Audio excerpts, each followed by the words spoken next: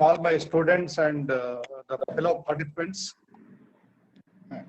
And it is a privilege to invite our alumni student, Mr.Ashir.P.N.P, who is a managing partner of Expedited Automation PLP. And I see Mr. Ashir quite active in Facebook. He has a lot of concern for employees during this COVID-19 lockdown time, and had an opportunity to invite him for webinar on some topic, but he suggested on innovation, manufacturing, and startup. So it is a great opportunity for our students to listen to your senior Mr. Ashir, who is our alumni student, and you can take a lot of encouragement for having your own startup company, okay, after listening to him. I think, and also I would like to thank our principal and the management in carrying out this webinar. Yeah, hello everyone. I want to give a brief introduction on this on this Expedite company. This Expedite company is one of the India's most fastest growing company. It has a sister concern of Real Elevators Limited, which has done a high-rise project of Reliance, multiple projects of Maruti, Himachal Electricity Board, Dyson and Turbo, and etc. It has a distinct divisions such as refrigeration, controller division, electrical contractor division, training division. Over and above, more to hear from Mr. Ashir. Over to you, sir. Yeah, I made a PPT, so I'll start with that.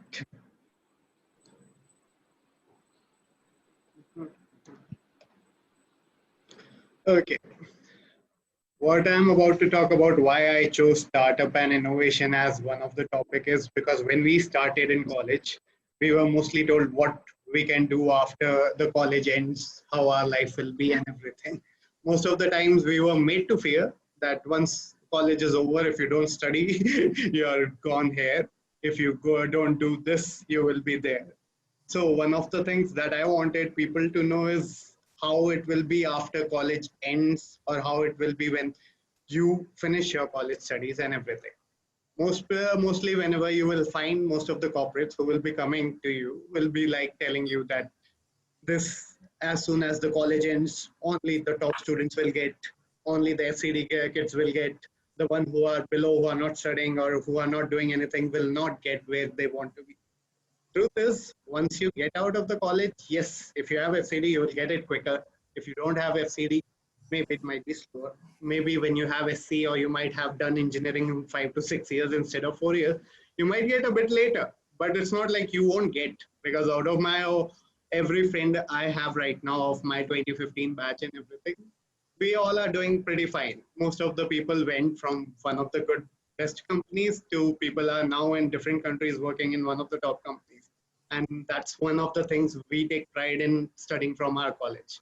That everyone, whether they studied, whether they made it after 5 years, 4 years or whatever, they actually are now doing pretty fine in their startups. So when you're doing now in 4th year, 2nd year, 3rd year or something, it will be more efficient that you don't worry about where you will be going. Maximum concentrate on what you want to do with your life, and that will be the most important thing. Now, the second thing what I wanted to start, why startup innovation and everything is, startup, I won't say it's for everyone on a straight note, because everyone doesn't have it to go for 20 hours a day working, and it's a bit of a headache to go for. But innovation is something that each and every student that is present in a technical college is supposed to have. One of my regrets in my college life will be that I didn't do maximum number of projects in every year. Now, when you hear projects, it will be like going for like multi-million-dollar projects and all. No. The thing is, we can have $500 project also to 2,000 rupees projects also, which we can develop. That I actually realized when I was doing my final year project, which was about developing our own single R systems. In that, we realized when we developed the circuit, the entire circuit came for $600 only. And the other additional whatever we did, maximum cost came out of $2,000, and that's all. And that was our project. So when you are looking at, if you are a year student, you are a third year student or a fourth year student, look to maximize your output and learning process in a practical level, not just the theoretical. I know it will be very difficult between the assignments and then your 3 internal exams and everything. But if you improve and go for more and more of projects, it will be giving you the basic knowledge of electrical core which you need. And do it more is the one of the things. Now we'll proceed with the thing.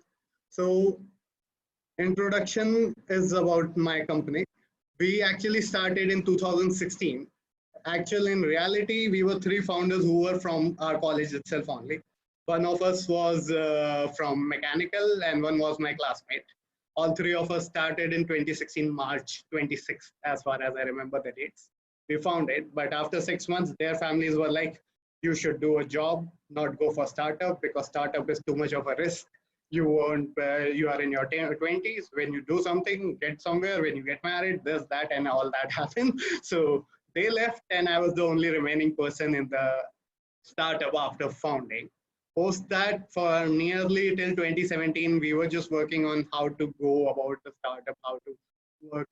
In between those times, I work as a consultant to a lot of companies, even to Reliance, Amazon, and even to this thing, Submiller. Now it's called AB Win, and all that we did in that time. After that, from 2017 is when I actually got serious about my startups. And then I started, I was working in Kerala that time, and there we actually founded the headquarters, and we slowly moved to Delhi.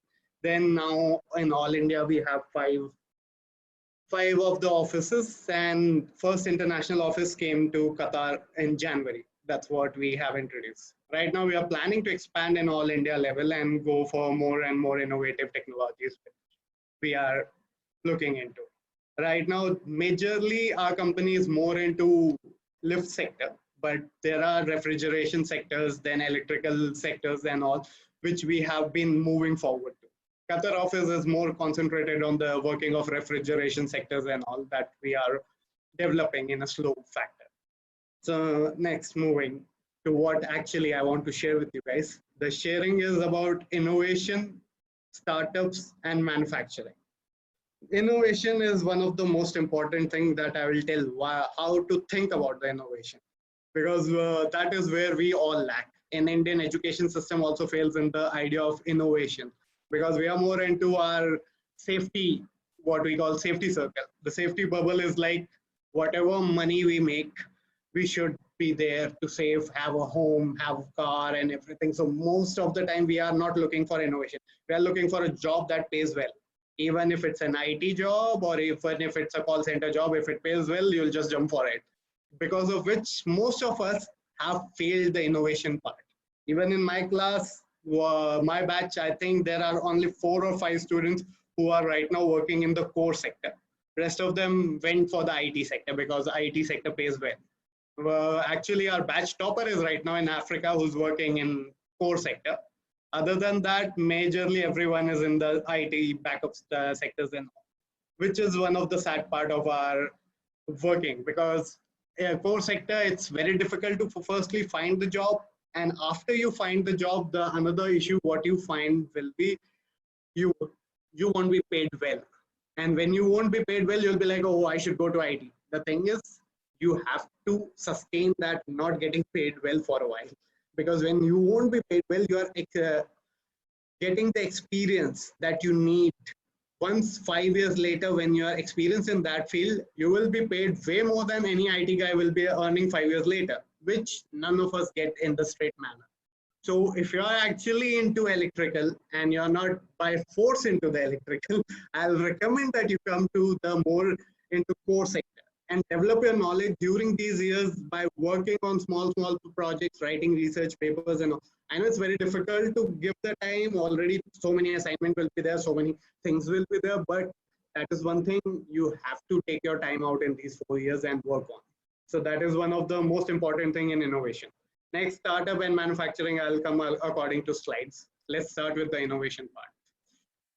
So in innovation, I'll first tell when we started the startup of Expedite, what all innovation we did, that we right now are one of the fastest growing companies in India.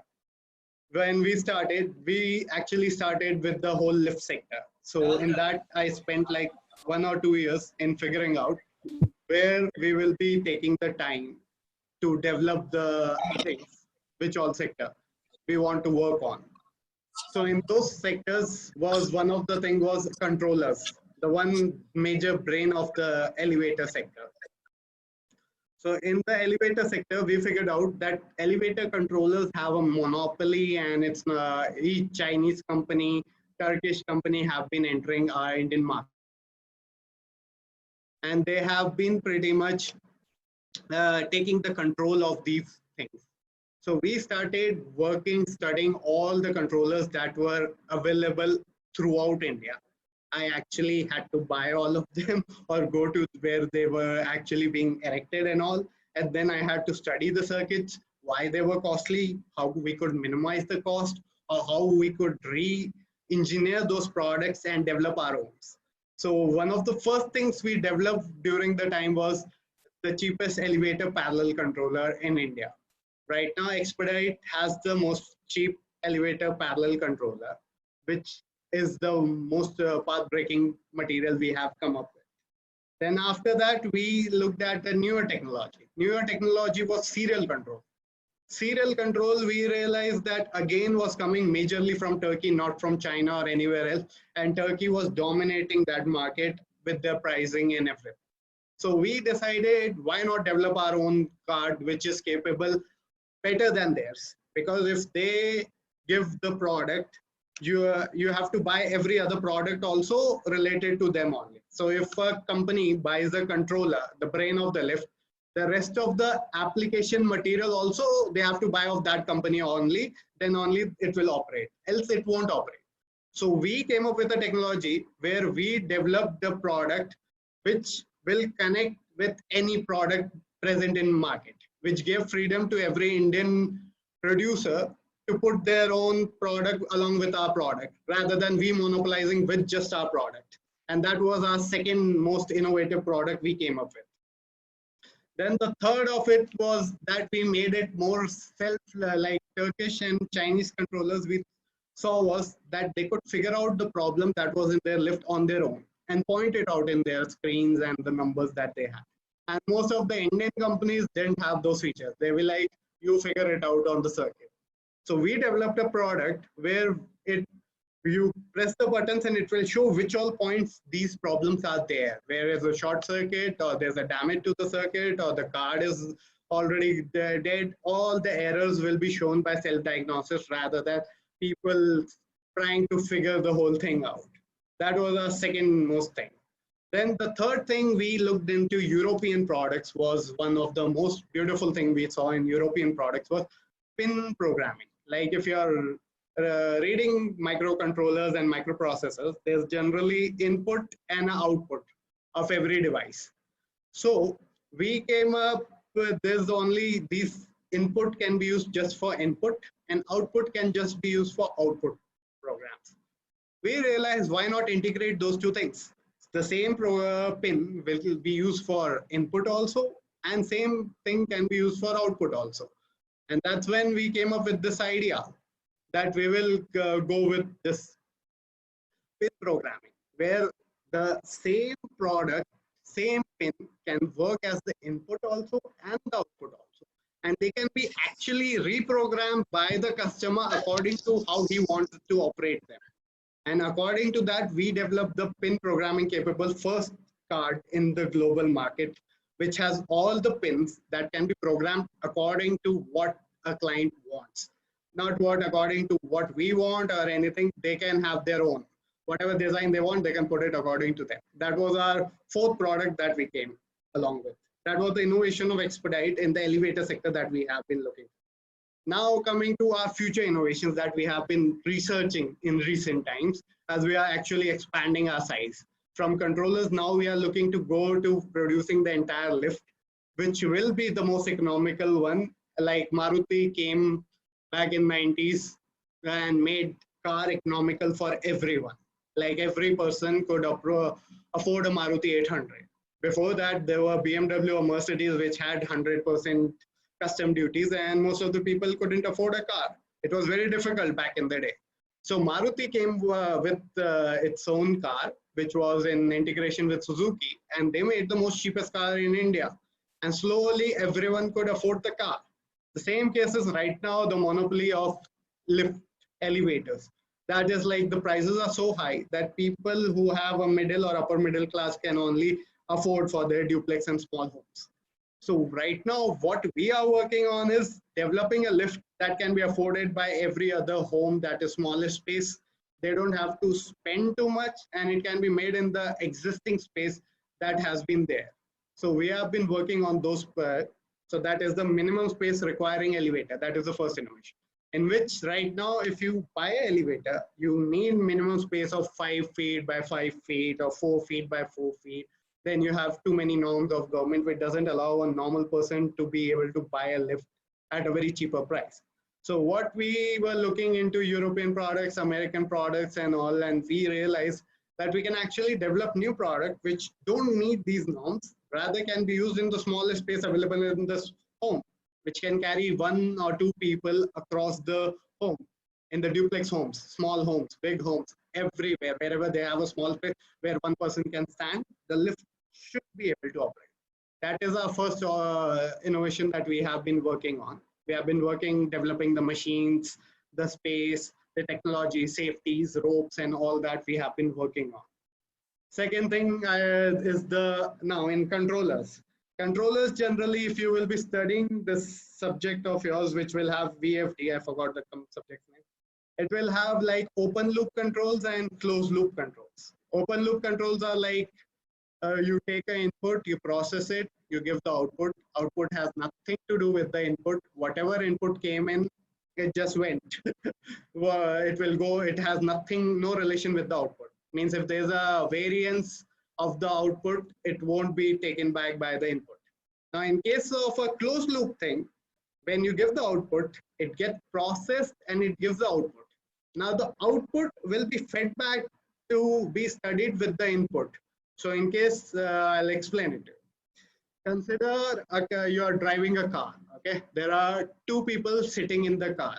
Okay, you are pressing the accelerator and you're driving.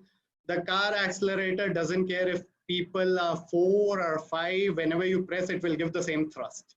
Okay, consider it has a closed loop system. Now, when there are 2 people sitting or 4 people sitting, when you press the accelerator, it will know that 4 people are sitting, so I need to increase the torque that is provided to the motor machine, which is the case with the closed loop.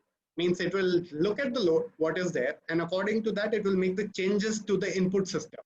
So that is one of the closed and open loop. In closed loops controllers, right now, China has been dominating the Indian market, both for its prices and for its technology, which they have developed. So right now we are working on a develop along with them to compete with them in the Indian market by developing much more economical product that will be there and not just be like a primitive product, but much more advanced in the features also and pricing also. So that is the second thing we have been working on is the closed loop controller in developing that. Third thing I already told about that is the economical elevator for duplex homes. That is like a single homes for that smaller space and the most cheapest elevator that we can provide. We are working on that. Now coming to the innovation perspective. This is one of the most important thing when you are innovating something, you need to understand how important it is to have a perspective towards it. The perspective can be defined in 2 of them. One is macro perspective and micro perspective. Now, when you are innovating something, consider when Facebook came in, when Google came in, or when the Microsoft came with its Windows, or the first car that Ford made back in the day. What they kept in the mind.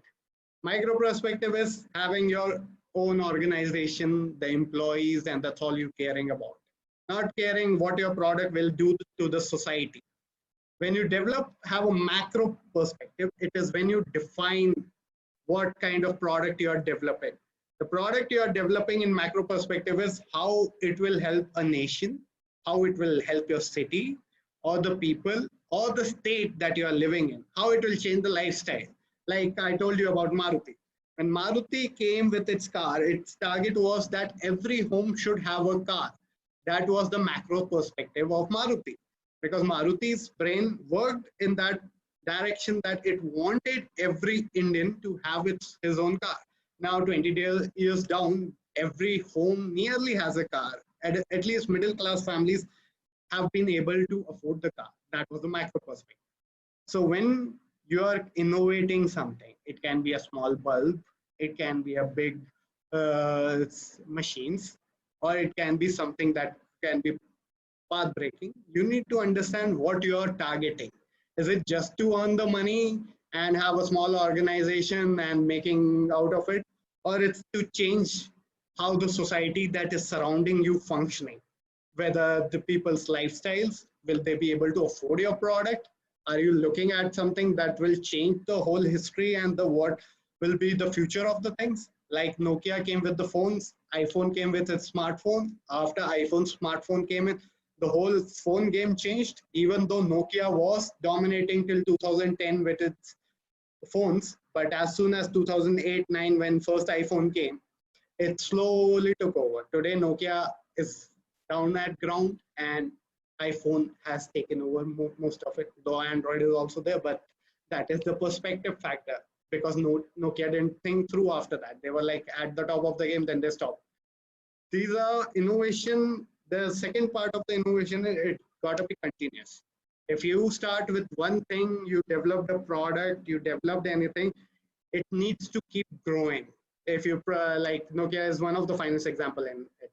They started with underwears, they went to phones, they dominated the phones till 2010. Once after that, they made bad decisions and they didn't look that people will be dominating them. They didn't expect Android to come out like that. They didn't develop their touch products and smartphone products that well. And that is when they went down and iPhone, Samsung and all came in.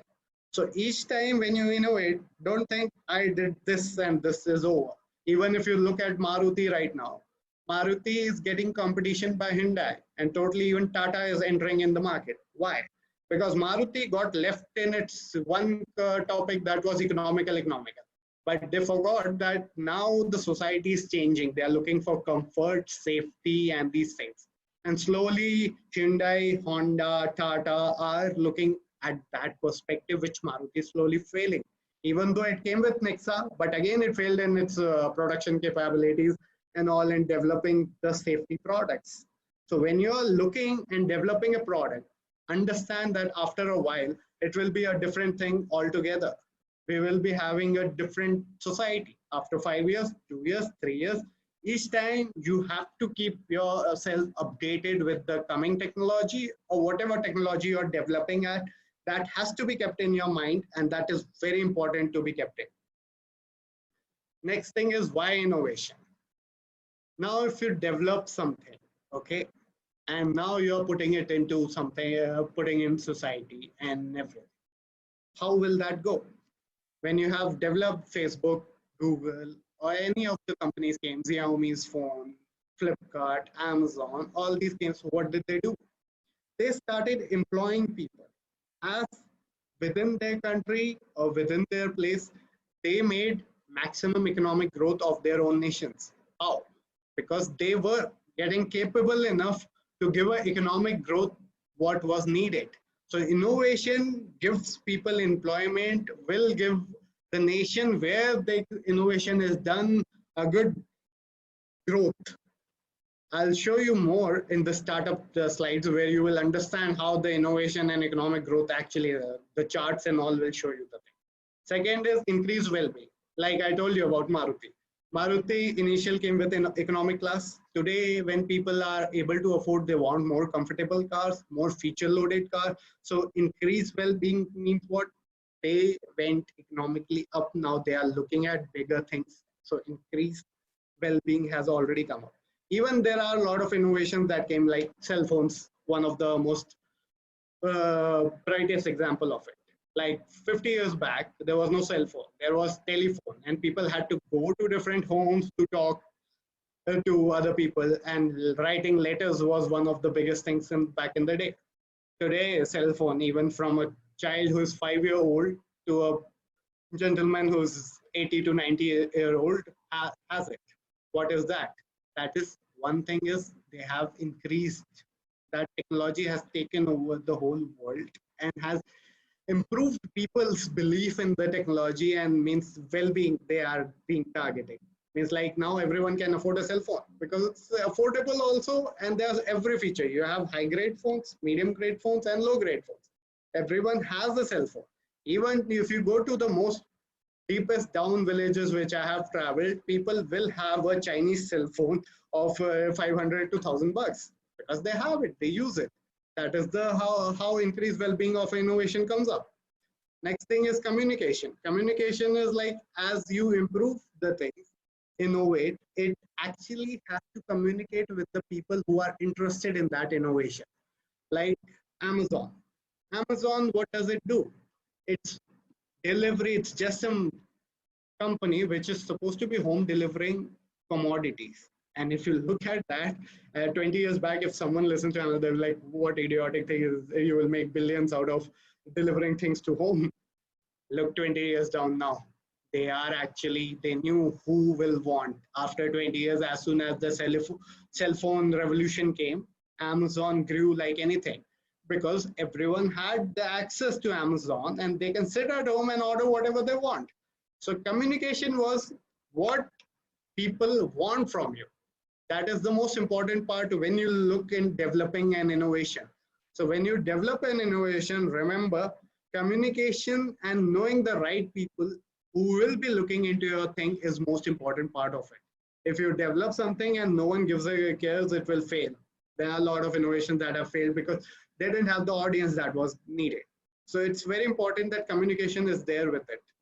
Then education accessibility is, again, when you improve the innovation, you educate them in that factor, like Amazon, cell phones and all. If people became educated, the people who don't know how to read and write can operate a cell phone these days. If you look at that perspective. Few years back, people didn't know how to write their names, don't know how to sign, but they all know how to operate a phone, make a call, how to get a call, and all of that. How has that improved? That is the education, maybe not that degree level education. They at least learn to read and write with those things. That is how the innovation has changed people over the time. It has been educating them how to function with these things. Then next thing is environmental sustainability. Lot of innovations generally comes with destructive also. Lot of innovations come with this thing, what we call sustainable development. In February, I was sitting with my friend in Bangalore. He's actually into sustainable development projects, in which people generally make homes out of their own land rather than getting the glass, metal, and rest of this thing. So he was just explaining how the capitalism has been one thing that every other person has been making money out of. So his target was to develop an industry where people weave their own clothes, make their own houses from the very land that they sit at, rather than using the external things. That is one of the innovation they are working is on sustainable development, in which they use the things that are already available resources rather than going for depleting the other resources. Okay, I'll give a more proper example. Like right now we have coal dependency, which is very high. Coal and this mining dependency is very high in generating electricity and all. But we have been working on developing renewable resources for this, be it solar, be it wind, be it water, or be it to make other resources don't get depleted at quicker. One of my friends who's in US R&D department, they're working on project to use tides in much more efficient manner to generate electricity, and for longer ranges of electricity they have been working on. And that is one of the environmental sustainable innovation they are coming up with. Already there are a lot of ways to use tides for generating electricity, but they are planning to use flotation devices to generate electricity. So that they are even planning to give for different places, homes and all, they can use smaller versions that can generate their own electricity and give to different grids. So that is one more that I have seen is sustainable environmental innovation that has been coming. Even in a lot of elevators, you can see my sections and all. We have been looking for coming for machines that don't waste too much of energy or takes too much electricity into them.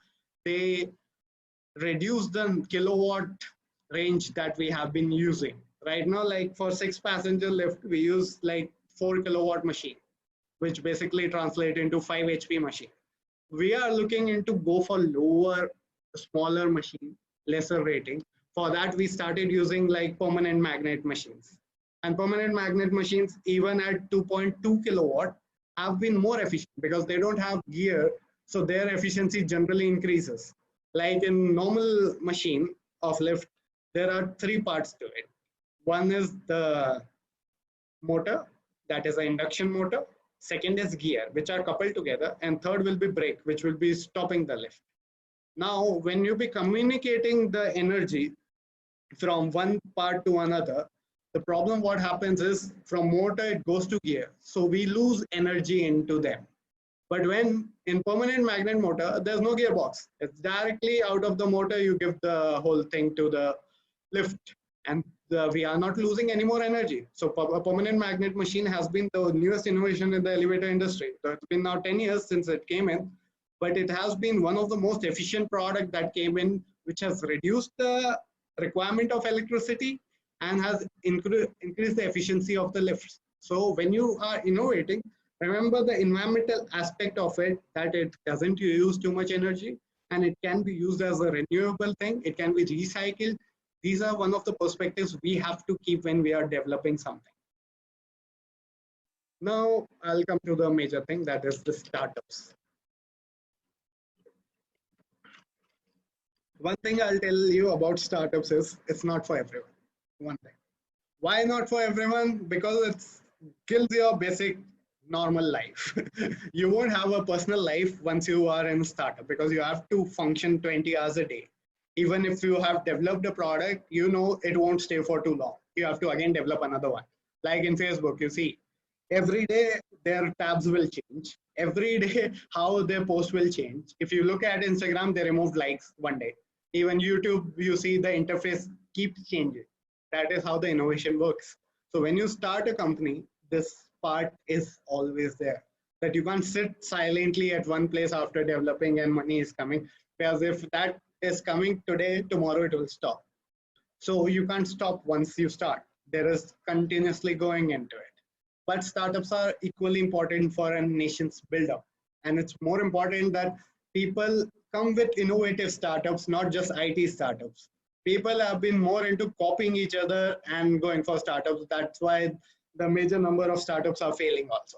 Like they looked at delivery, Big Basket came in, so other people also started delivering milk and everything. Like Dudwala is one of the finest example of failure. He came with a lot of ideas. He came with Dudwala. He got the initial funding CD. Then he didn't know how to operate it. Then he had to shut it within 2 to 3 years. And it was one of the biggest failures. Though Big Basket, Dudwala, Milk Basket, all are based on same concept. The thing is, when you are innovating, you need to understand that it's important that it sustains also. And just starting with an idea and not grinding for that idea will never get you to the place where you want to go. So it's more important that you look at the things when you are developing, starting a startup, keep one thing in mind. That is, there is a grind and you have to pay the cost of it. If you are not ready for the grind, don't go for it, because then you will regret going for it, then losing for it. Then it will be more painful for you. So if you're starting a startup, keep one thing in mind. Well, like when I was starting in 2015, we were sitting in December, I remember, 31st December, New Year's Eve. So 2 of my friends and I were sitting in the car and we were discussing back in the day. I was just coming back and I had resigned from the company. I was talking what to do because I was planning to go out and everything. So they were like, you go for this thing, startup, since you already have knowledge in this industry and everything. You have already ran a company in a long run and you know how everything functions. Go for a startup. I was like, it's too much of a headache. It's too much hours are there and everything. They're like, you think in job you won't have that much of a headache. People will screw you around everywhere, be it a startup or be it working for any other firm. But in your case, you already got it at the age of 22, which generally people don't get. So don't waste this opportunity, use it for it. One of the finest advice they gave was two of them. One of them was, remember, the harder you grind, the faster you go, the quicker you'll build. Second thing was like, be mentally strong enough that whatsoever comes, be it COVID-19 crisis right now, or be your competitors beating the crap out of you, you need to be mentally prepared for these things to happen to you. And you shouldn't be hindered by these things when it happens. You need to keep moving forward, and that moving forward should be kept at your head clearly. Don't be like, once something bad happens, you'll be like, oh, I should close the company, or I shouldn't do this, or maybe my idea is wrong. No. When you start, you have a idea, you have a vision, just go for it and keep going for it. It will be hard. A lot of times you won't get even funding that you need. A lot of times you won't get people that you need. A lot of hiring will be problem. Even after hiring, training will be a headache. After training, again, they will make mistakes. These are one of the things that startups are made of. And that is one grind you need to be used to when you start a startup. If you're not having that grind perspective in your head and you don't have hours to function, you can't work or function in a startup. In my case, I start day at 3 a.m. and it goes till 11 p.m. That's all it goes. So 20 hours in a day is the grind that functions for working a startup. Anyhow, now why startup in India? That is one of the most important part. In our country right now, startup is one of the most booming market from 2013. Like, I'll show you the charts. Look, we are now number 3.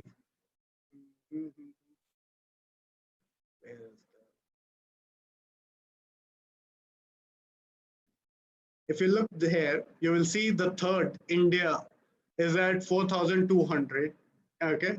And this is the third position we have fastest startup worldwide base. What does it look? From 2013, you look at bottom, there will be 3 pyramids you will be seeing. The number of startup growth, the number of startups that have been coming in India has grown from 2013 to 2020. You see, it has been a 70, 75 and has been on a very good rise. And right now with our countries making India programs and all, the government is now more into perspective of going for more startups and more innovation and manufacturing more things within our country, which is why it's a good thing to go for.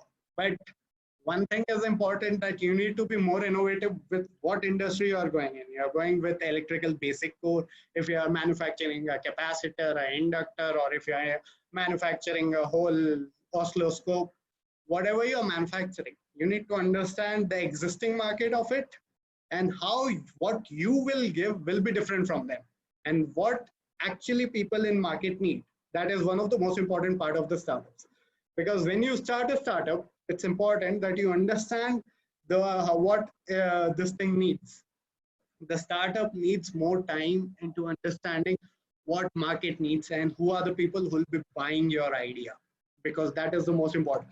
Well, if you started one thing, you made a new phone, and that phone no one wants, then there's no point of developing that phone.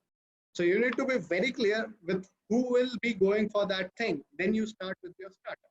That is the one start. Second thing is, you look at the top 10 of the most valuable startups in the world. You see only Flipkart is the only Indian brand that is there. And funnily now it's an American brand because Walmart bought it. But other than that, if you look at that, it's Chinese or American majorly. That is why we are actually pretty backward in the startup game, which needs to change in our country with startups coming, but the number of successful startups are very less. We don't have billions being there in the startups, but right now government has been looking to support. They started Startup India and everything to support maximum startups so that people can build their own company. Though I won't be recommending that you start like me at 20s and all. I'll tell you to work in a good corporate companies, small, big, not to work in a startup also. Work in a corporate company, learn the cultures, learn the technology of that field that you want to work in, then come with your startup will be a good thing to do. Then now, why is it important to have startups? That is one of the most important part. If you look here, the amount flow in Indian cities, you see Bangalore is the number 1, then is Delhi NCR, Then is Mumbai, where the maximum number of startups are formed. Bangalore is the hub of startups. Even my startup started in Bangalore only. So that is the fun part. The Bangalore is the major startup hub of India. Second is New Delhi, and third is Mumbai.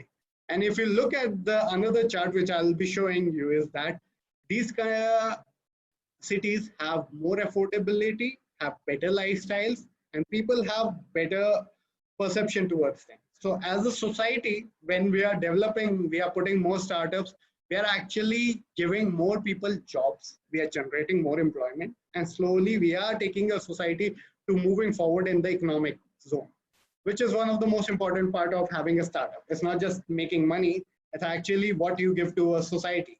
If you and I are making only about making and keeping in our pockets, we are not doing the right job. When we are doing a job of generating maximum number of employees and giving more employment and giving a gradual growth to everyone, that is when the startup is actually successful. Not just capitalizing on its ideas. It's more on how you expand. Next thing is, if you look, 66% of startups are concentrated in top 3 cities. As I told you, Bangalore standing at the top, 26%. Delhi is at 23%. Mumbai is at 17%. And if you look at the Bangalore and all, the number of colleges also are increasing because of that. Because people need more technical people coming out of these things. That's why startups are more something that you can look into and go for. But remember, when you start, that you have to pay the cost of working really hard for it. If you are like, okay, it will start, as soon as I start, I'll make money, you won't make anything. Initially, you need to understand that your perspective should be about building something, not just going and making money. Until and unless you are interested in building something, a startup will not be of success. The next thing is, why now itself? I'll show you the 8 demographics. See, under 20, there are very less people who are founding the startups. 20, 25, 50. See, 31 to 35 age group is the highest number of people who are finding the startups. But there's one problem with going with that age also. The thing is, when you are 31 and 35, your risk-taking factor reduces because you're too scared to go for bigger stakes at now. Like right now, I might be 27. I am nearly not that scared to jump into things because I'm like, what will happen? We'll see. When you're 31 and 35, you're into one way of doing. Like when we had like our initial college introduction was there was one of the 3 stories were told, and 2 stories I remember, third one I forgot. So first story he told was about the frog. And the frog he tells is that if you put a frog in a water, in a bowl and water and put the frog in, and you slowly start heating the frog will grow more and more comfortable in that bowl as the water gets warmed up. And slowly it will reach a state where the water will start boiling. And frog initially getting comfortable with the water warming up will now be interested in getting out of the water, but he can't get out because he was just relaxing in that situation of the water. Initially getting warm and he had energy to jump out, but he was like, let me see what will happen. I'll sit here, and now he will die in that boiling water. But when you put the same frog into boiling water straight off, he will just jump out. He will save himself. So the same situation is when you right now, you are not set in a way, you will be more into risking and jumping from one thing to another. But when you are at 31, 35, 40 or something, you are bound by ways of corporate, which will limit your risk-taking factor, jumping factor, and failure will be one thing that will be scaring you a lot. Well, then you'll be like, if I was in that job, I was getting paid that well. Why should I go for this? That perspective will come with the demographic of the ages. And that is why it's important that not right now, as soon as you leave the college, after 2 to 5 years, you should actually go for a startup. And that is a good age to start. And now you can see the number of people who are actually maximum are engineer graduates, not postgraduate who are into startups. So we are the people who are actually raising the maximum number of the startups. So that's why it's very important. Why is it the new trend in India? Now you look into this. This is one of the most things. This is the chart of foreign direct investment into Indian startups. If you look, it was initially 14 to 15, it was 45.2. Into 2016 and 17-18, you see how much it grew up. So more and more foreign companies are interested in investing into Indian startups because slowly this trend will make us one of the global market dominators in this area. So it will be more interesting that more startup comes and we can actually get more foreign direct investment into these things, more innovative ideas, more things. And the fun part of this is I'll explain now in the next section, that is manufacturers. The manufacturer sector is the most important sector of a country's development. Right now, India is more dependent on agriculture sector, but it has been slowly moving into manufacturing sector. Now it realized out of China's model. Like in 1970s to 60s, India and China had same GDP, same everything. Whole conditions we were same. China from them decided it will move to manufacturing. It made everything as a manufacturing hub. Though they have sweatshops and all operating and their lousy labor law and everything, but they made sure that manufacturing sector was their most developed sector. And today, China is the superpower in the manufacturing sector. From every largest firm, global firm, has their manufacturing unit sitting in China. But funnily, India can manufacture cheaper than China. But Indian government hasn't been working on that. If Indian government works on that factor, India can actually dominate every market. There are three reasons for that. One is our cost, that is purchase cost of everything is cheaper than China, which is way cheaper. Our labor is cheaper than China. The raw material is cheaper than China. And every other thing, infrastructure needed to build a manufacturing unit to everything is actually cheaper than China. Then why in India we are not getting the maximum manufacturing units? The reason for not getting maximum manufacturing unit is people are more into earning and just sitting at that level, not going for higher levels when they start earning. Well, they are too scared to risk. The people who risked have failed also, that is a different case. But one of the most biggest failure of our nation is that more people are looking for job security and economic security. That is true because there's a 3-generation system that we come off from. Because the first generation struggled to make a living and everything. They had a struggling life of being able to feed their families for 3 times. Whereas the second generation, which is my father and your father and all, they struggle to make a home, car and all that. So they will want us to be the third generation who is economically prosperous, gets a good job, settles down quickly, gets married quickly, and that's one of the perspective that every parent has these days. And that is why one of the biggest challenges of our country has been that most of my friends, like 75% of my friends are right now working outside country. Most are in Europe, US, Canada, or Africa, or Australia. That's the demographic that everyone is divided into. Because for them, it's like now we studied for 4 years of engineering, we did schooling, we topped every time. Now it's our time to have good time. So we are going to go to Europe because there we get a better lifestyle, not in India. We are not going to work in India because they don't pay as well. We can't save in India. And all that perspective has been one of the reasons that the maximum brain drain has happened from our country. Well, people are not interested in developing anything within our country, rather than they are interested in going outside our country. So now coming to manufacturing sector, this is how manufacturing contributes to country's GDP. If you look at here and look at the chart here on the third, you will see manufacturing. Okay, manufacturing 2016, 2017, 18, and 20. You see the contribution growth that has been quicker than any other thing. It has been growing quickly. After real estate is the second thing that has been quickest. That is because our country's government in 2002 to 2010 was more interested in developing the real estate infrastructure than the manufacturing infrastructure. It's after the Modi government came that the manufacturing infrastructure has become the priority and the Make in India project came in. But manufacturing sector, if you see the growth, it is one of the fastest growing sectors in India. That's why if you have innovation, if you start a startup and it's based on manufacturing something big, like things, then you can actually not only help the country sustain itself, but also help to compete with other countries in the global market. That's what even my company has been targeting, to go slowly to the global market, developing within our country, then fighting everyone in the global market. That's what we have been looking at. And now you look at another perspective, similar chart you will see. See, the agriculture and manufacturing were nearly same, and 2018 you see the difference.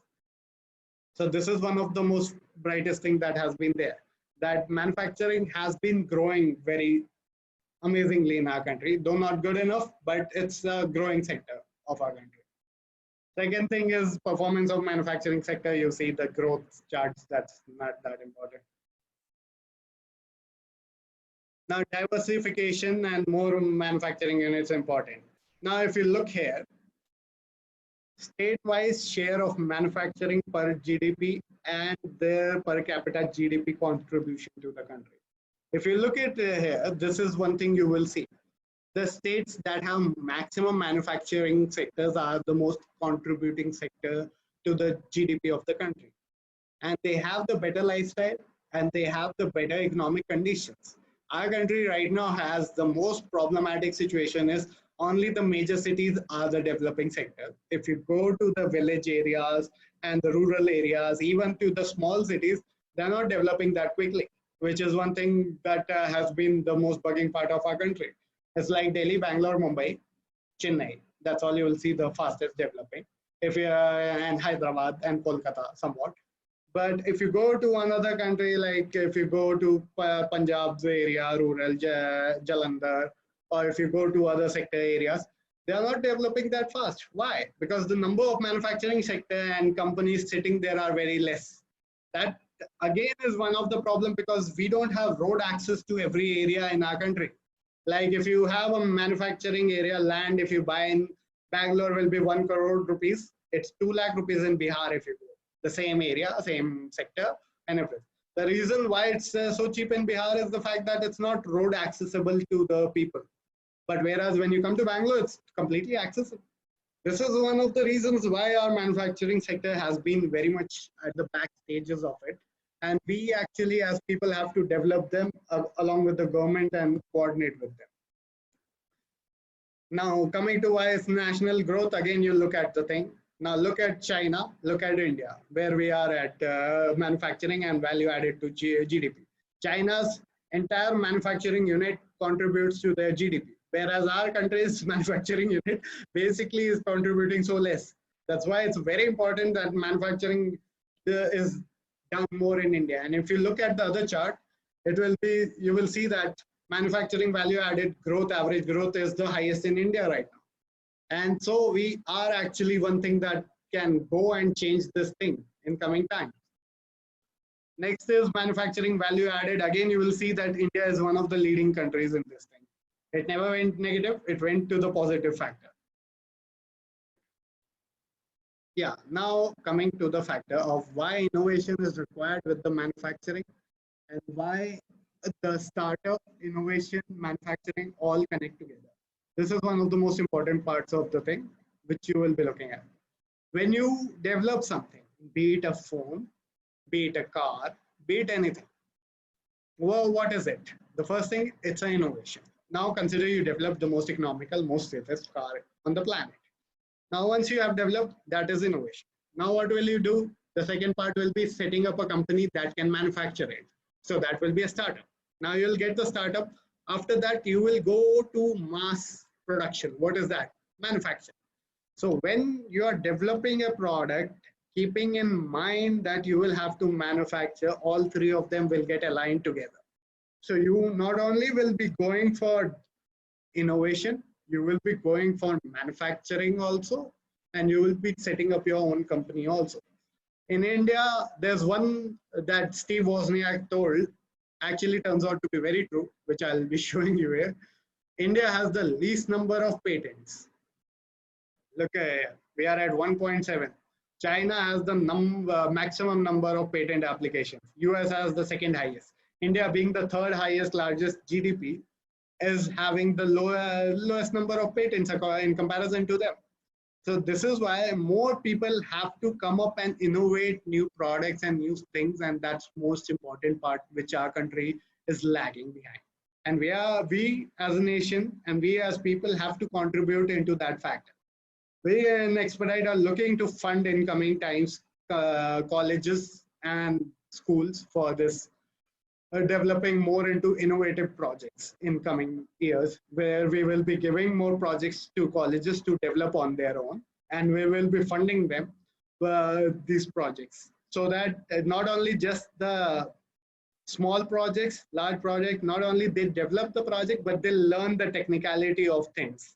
That's what we have been looking at right now, because we want to maximize the number of innovative ideas in our country, which we are right now lacking. I think that will be the conclusion of the things. If any doubts or something, Q&A can come.